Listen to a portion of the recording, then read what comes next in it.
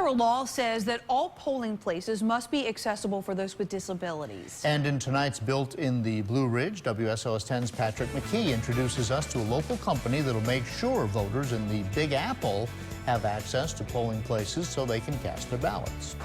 Roanoke-based Rampz Mobility Solutions opens up buildings so people using wheelchairs and crutches can easily get inside. For the past 3 elections, workers have taken their skills to New York to allow access to voting locations after the city was sued. Basically, what the lawsuit says is they must provide an ADA access to the polling site. So even though a school might be ADA compliant for kids because the bus will pull up into the parking lot that sits 20 feet above the sidewalk, it's not for someone who's walking down the sidewalk. Each year, the company gets more work. This year, installing Rampz at 41 polling locations, and they only have a few short hours to get the job done. We go running around from these sites to sites to sites, and you know, as soon as we're done, we're texting each other, and I'm on to my next site. It takes about 20 of us to coordinate and get everything done.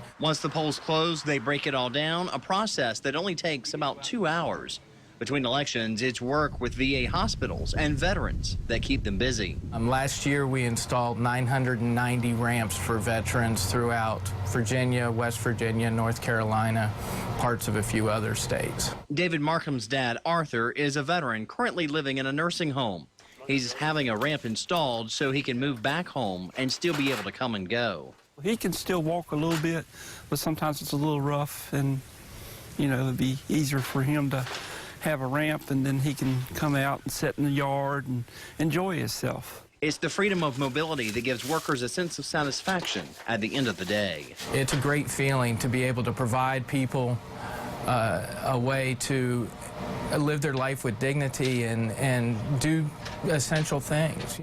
Business has grown a lot for the company, more than doubling in the past year. With that increase, it's run out of space in its current building. This month, workers are packing up their current 3,500 square foot facility and moving into a new 13,000 square foot space. With Built in the Blue Ridge, Patrick McKee, WSLS 10.